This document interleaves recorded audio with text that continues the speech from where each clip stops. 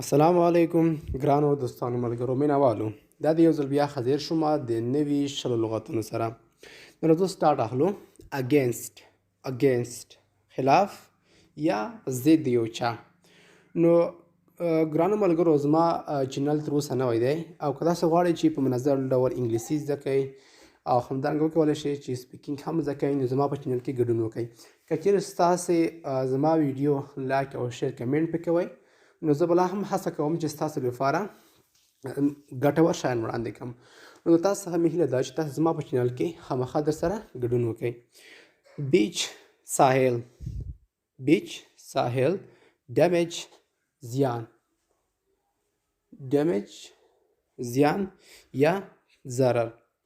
ډیسکور ورب دی کشف کول دلته ما کشف لیکلی او معنا یې ده کشف کول ایموشن احساسات ایموشنل احساساتی ایموشنلی په احساساتي ډول سره فکس جوړول فرینک صمیم واضح ویل کیږي او آیډنټیفای پیژندګلوي کول پیژندل ایزلینډ جزیره یا هم ټپو اوشن بحر سمندر perhaps شاید maybe کیدای شي suppose فرض کړئ pleasant خوندور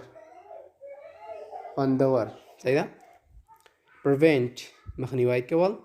prevention مخنیوی prevent نه په مخنیوي ډول سره او یو بل دی preventative یې مخنیوونکی راک غټه تیږه چې موږ ورته تیږه وایو راک معنی غټه تیږه ده صحیح ده سیف خوندي